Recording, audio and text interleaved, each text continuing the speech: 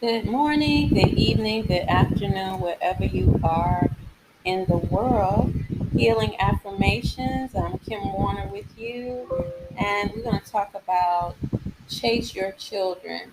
Stop pretending to be a parent and become a parent. It really touched my heart this morning when those thoughts came up because it's so many parents and grandmothers, aunts and uncles, sisters and brothers, cousins, nieces and nephews that raise children that belong to others in their family. And I've seen so many people take recognition for raising their children, being a good mother or a good father, when in fact they didn't deserve it.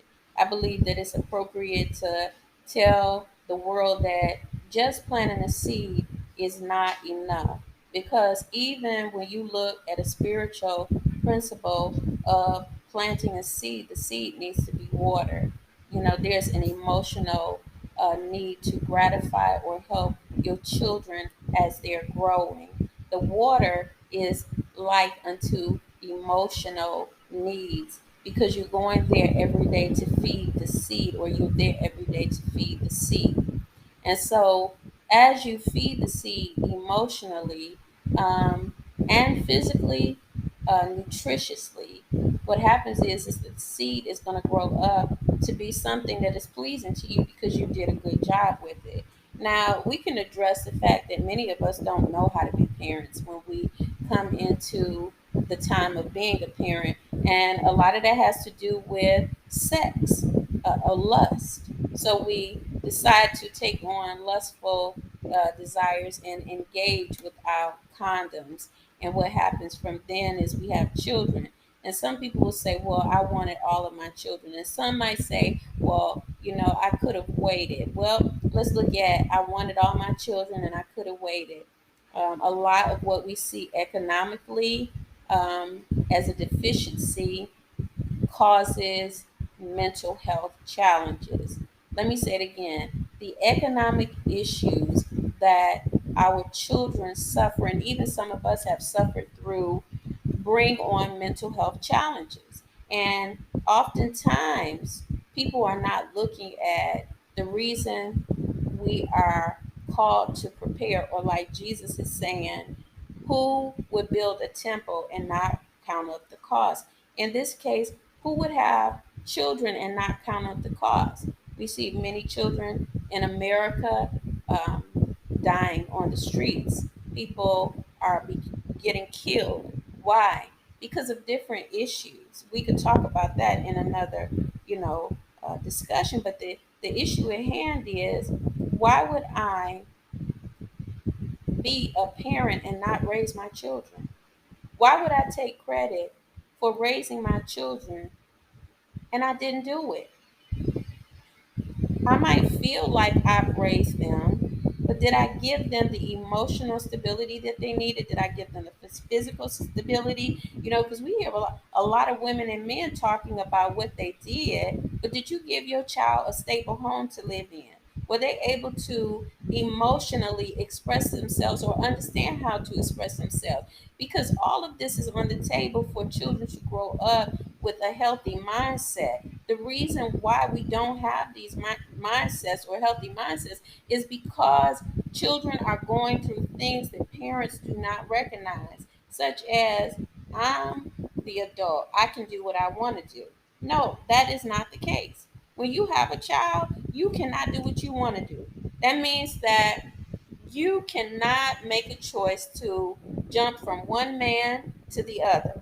You cannot make a choice to jump from one woman to another and you have children, because what you're doing is setting a pattern in their mind to say, this is how we live. Now, you could take that and go further with it to say, okay, why would I have a child and the father or the mother is not present? Or we're not going to build a relationship, especially when you don't have the economic presence, right? But even when you have the economic presence, it's not enough, because what we're finding is right now, I work in mental health, is that children are suffering because emotionally they don't know how to open up. They don't even know how to verify the feelings that they have. And so we have depression and suicide going on. The parents don't want to be responsible for anything that the children are suffering through, but are you at home with them? Now, I know there's a lot of mothers and fathers that are home with their children. I'm speaking to the ones that are not there. You know, I had a person that talked to me about some children that are connected, let's say to a neighbor, and the neighbor actually has other children with someone else. And the dynamics is working here is that the woman that the man is married to doesn't want the man to acknowledge his other children. These kind of things have to stop because see those children from that first relationship was there. All of these people need some help to understand what's happening to the kids, period, because that's what we have as children growing up, and they're repeating cycles, they're even repeating behaviors, and these behaviors are not healthy. You got generational issues that continue, and no one is talking about it. So why I am bringing this up, because it's dear. You got generations of children are being born, and pretty much it's like they don't matter. They have no opinion to life, and they should have an opinion. According to God, they have an opinion because they're actually created and they're brought in this world through God, even though it's a sexual encounter that gets them here into the earth realm. So I wanted to bring this up because our children matter, and we're in a season where family matters. Some people did, they had negative encounters in families, and so they might say, well, what is family doing for me? Family can't do nothing for you that you don't start to begin to do for yourself. The family begins with you. If you had a bad experience with family, your parents, your your plight in life is to look at how you can create a positive dynamic of family for yourself and then give that to the children that you have. This is not the time for parents to continuously pull back emotionally and have their children feeling as if they're nothing, because God loves the little children, remember? All right. So any questions, anything you want to add, please email me at iwbuilders@gmail.com. I'd love to hear what you have to say. And I'm going to have to go on and talk maybe later today or tomorrow about these relationships of adultery and how these people, men and women, contact the spouses. This disrespect is disrespecting the children. Everything about these children is coming up because it's a time to change. Respect your house. Respect those children, right? Because you want them to respect you. If you don't give them respect, they're not going to give it. Now, according to the adulterous affairs,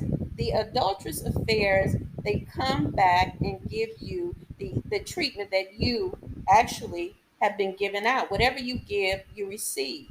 No one should contact someone else's house unless they are immature, or they need mental help. No one should contact other people's houses. That's between you and them, that man or that woman.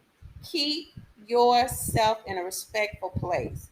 Respect people, respect their families. Respect so that you can get respect.